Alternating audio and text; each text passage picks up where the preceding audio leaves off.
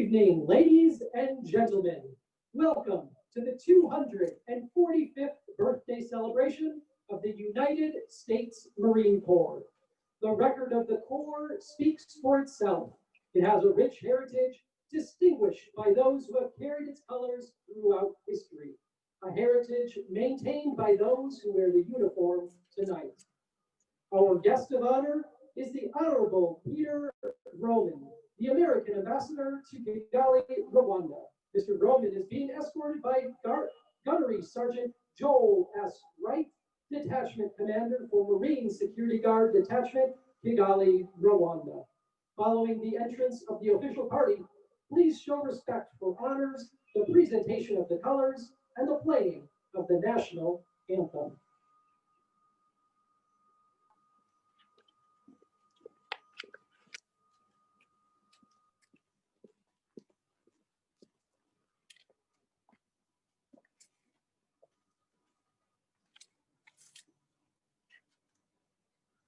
Sound, attention!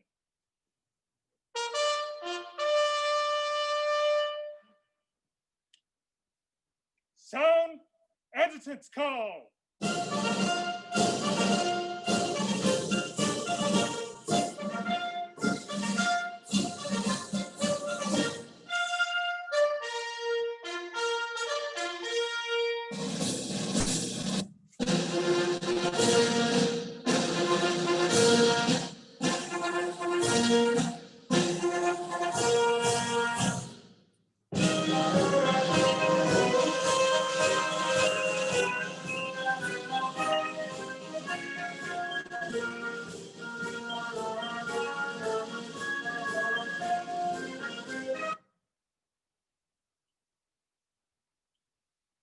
March on the colors!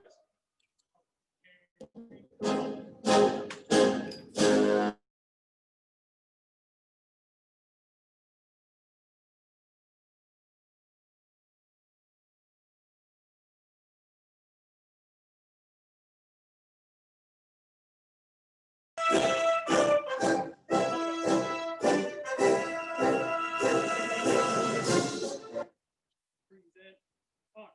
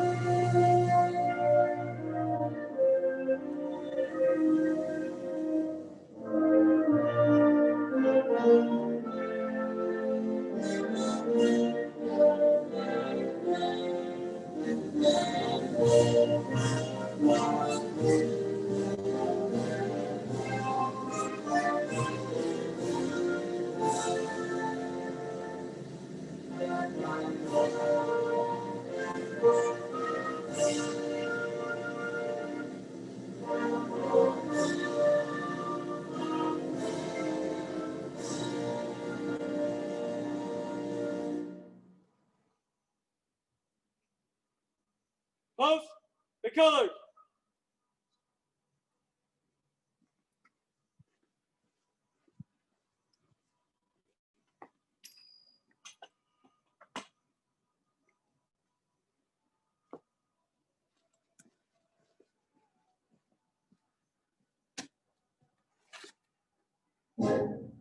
Counter march, march.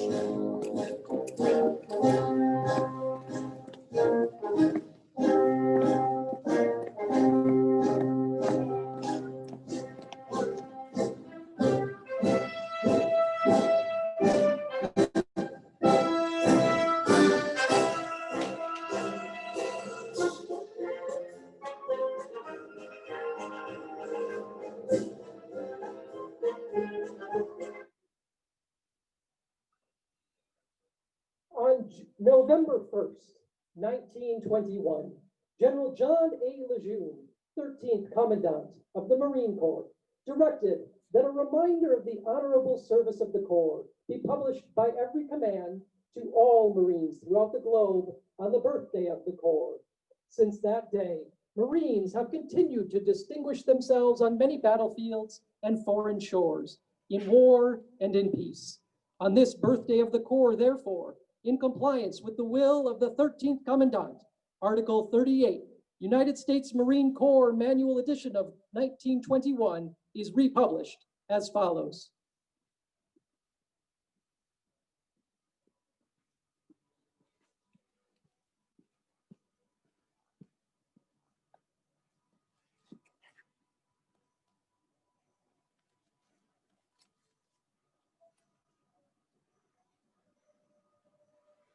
On November 10th, 1775, a Corps of Marines was created by a resolution of the Continental Congress. Since that date, many thousand men have borne the name Marine. In memory of them, it is fitting that we who are Marines should commemorate the birthday of our Corps by calling to mind the glories of its long and illustrious history. The record of our Corps is one which will bear comparison with that of the most famous military organizations in the world's history. During 90 of the 146 years of its existence, the Marine Corps has been in action against the nation's foes. From the Battle of Trenton to the Argonne, Marines have won foremost honors in war, and in the long eras of tranquility at home, generation after generation of Marines have grown gray in war in both hemispheres and in every corner of the 7 seas that our country and its citizens might enjoy peace and security. In every battle and skirmish since the birth of our Corps, Marines have acquitted themselves with the greatest distinction, winning new honors on each occasion until the term Marine has come to signify all that is highest in military efficiency and soldierly virtue. This high name of distinction and soldierly repute we who are Marines today have received from those who preceded us in the Corps. With it, we also received from them the eternal spirit, which has animated our Corps from generation to generation, and has been the distinguishing mark of Marines in every age. So long as that spirit continues to flourish, Marines will be found equal to every emergency in the future as they have been in the past. And the men of our nation will regard us as worthy successors to the long line of illustrious men who have served as soldiers of the sea since the founding of the Corps.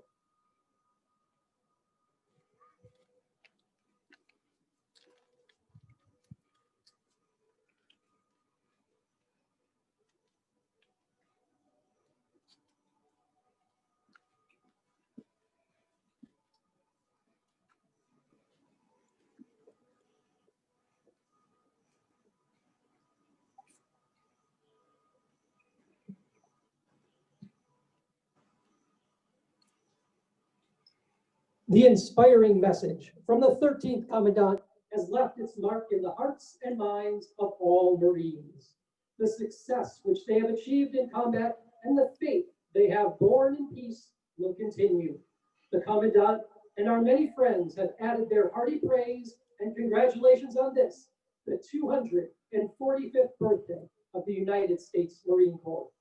Distinguished guests, Marines, ladies and gentlemen, and our virtual audience, it is my pleasure to introduce tonight's guest of honor, the Honorable Peter Groman, Ambassador of the United States of America to the Republic of Rwanda. He is a career member of the U.S. Senior Foreign Service, class of counselor, and a diplomat since 1991.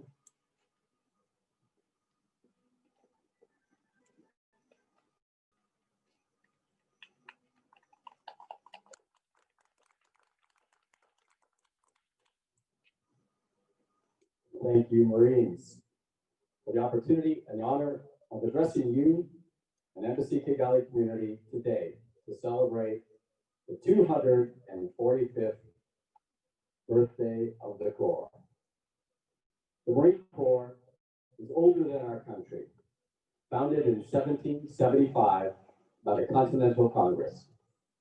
What might have been a footnote in our history has now become our tradition.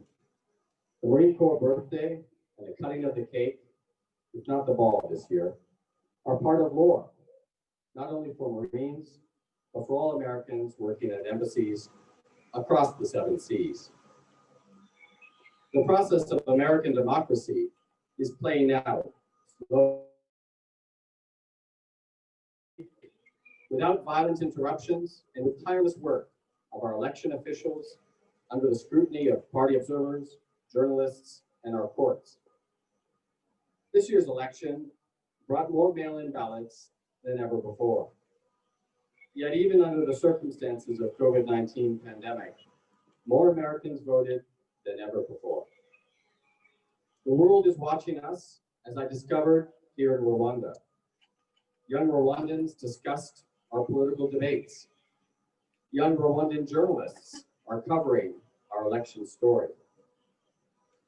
Rwandans even watched Hamilton and contemplated his leadership and his impact on federalism and democracy.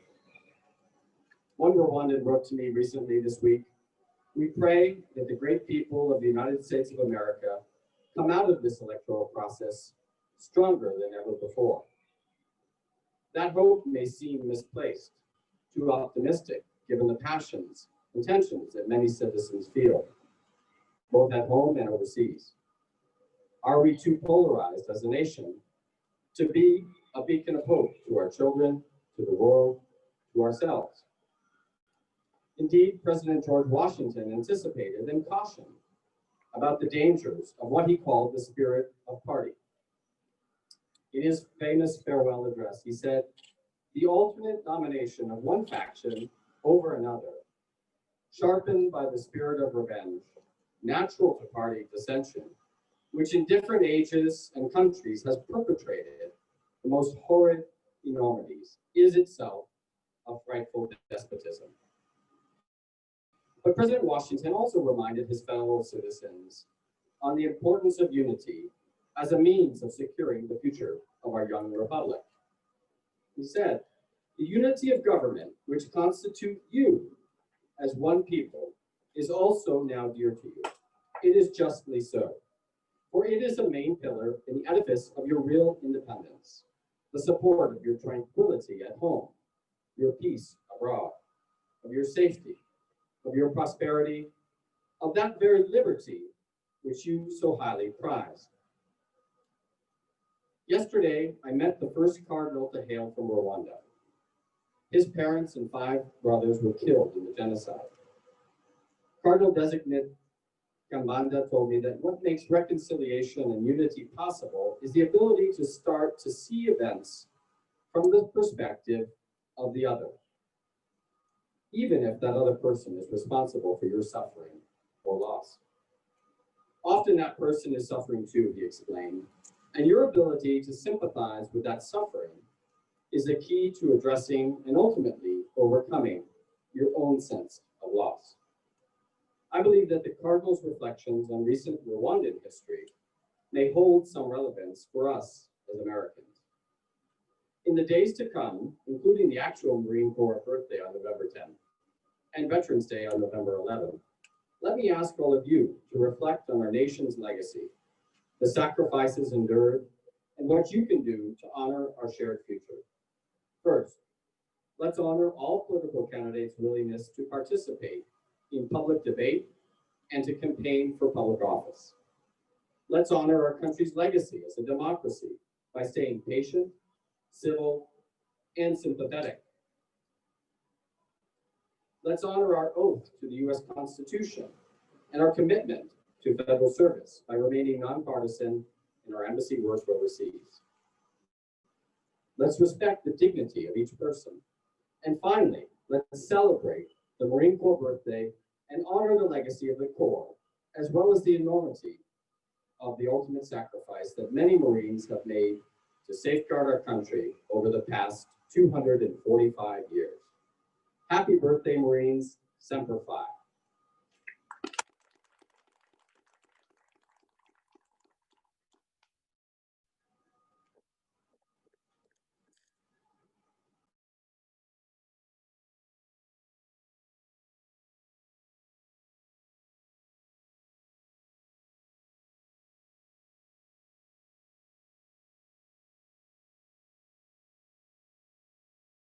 customary in the Marine Corps for the host to present their guest of honor with a small memento of appreciation.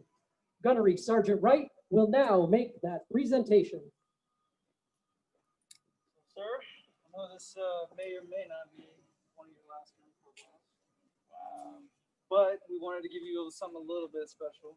That is amazing. So,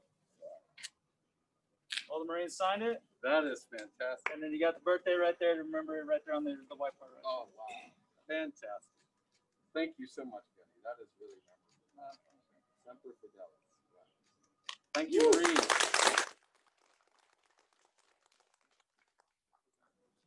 Ladies and gentlemen, every year as part of their birthday celebration, Marines share a traditional birthday cake. This serves as a symbol of the camaraderie and fellowship that exists between Marines of every generation. March on, the cake.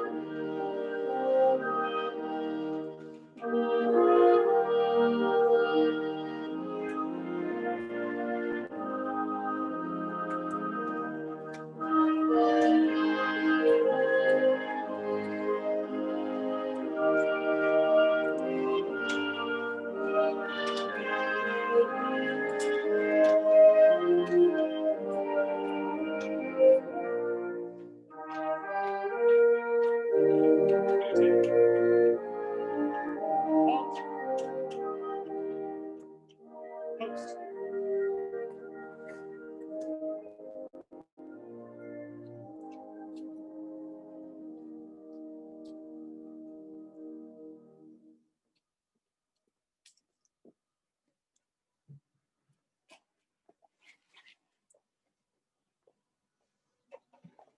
Wherever we may be on duty, Marines pause to celebrate our birthday and honor tradition by sharing a piece of birthday cake.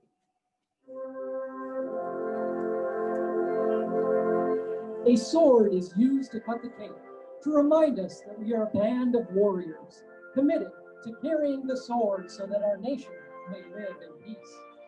It is traditional that the first slice of our Corps' birthday cake be presented to the guest of honor, the next piece to the oldest Marine present, who is followed by the youngest Marine present.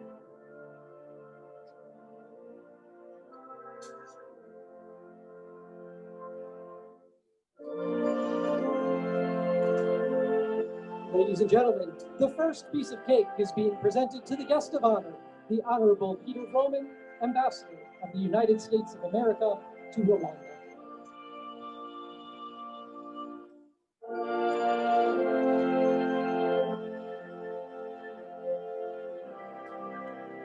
The second piece is presented to the oldest Marine present, signifying the honor and respect accorded to experience and seniority.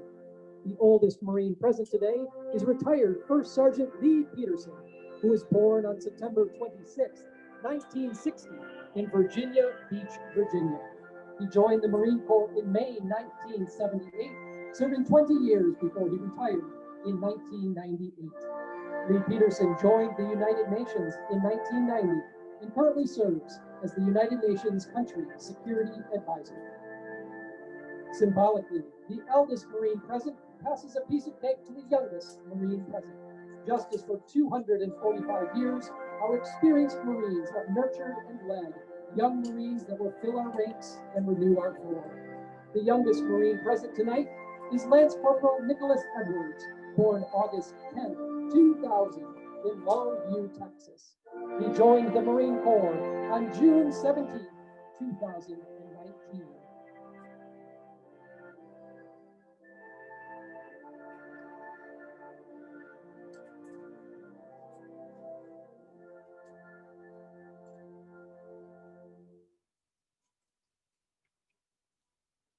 Post. March.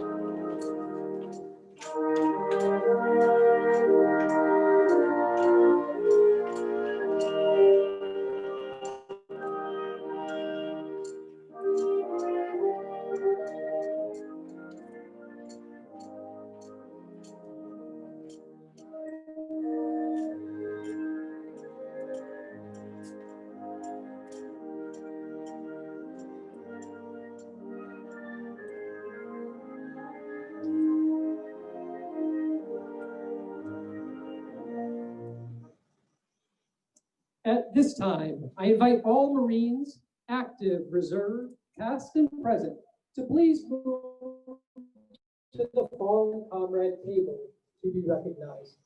I would also like to recognize all the Marines at Post 1 throughout the world who stand watch while everyone sleeps.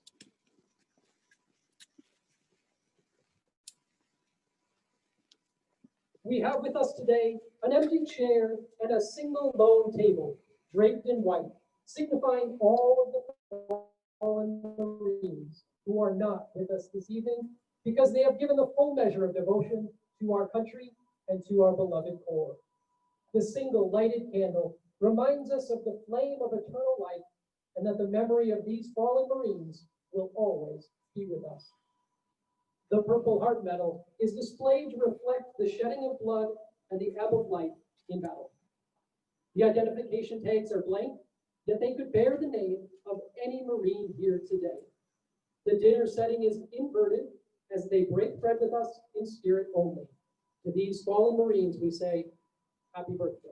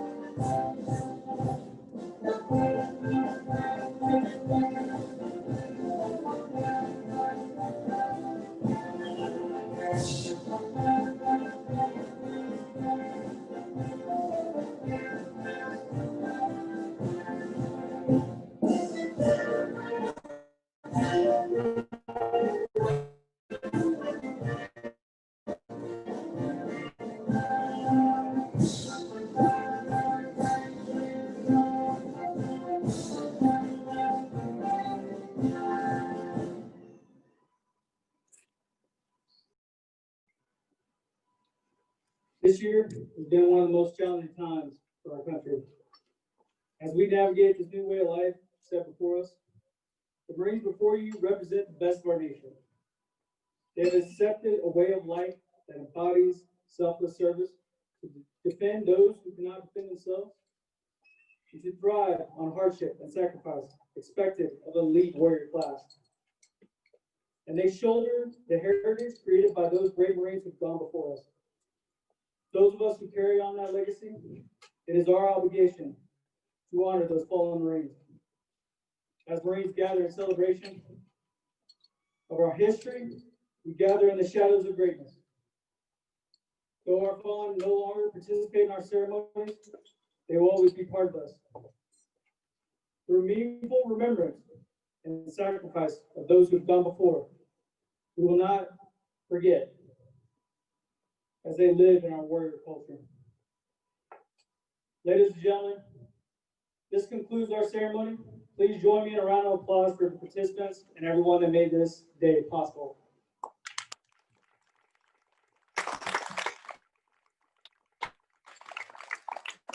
Happy birthday, Marines. Happy birthday, Marines. Yep.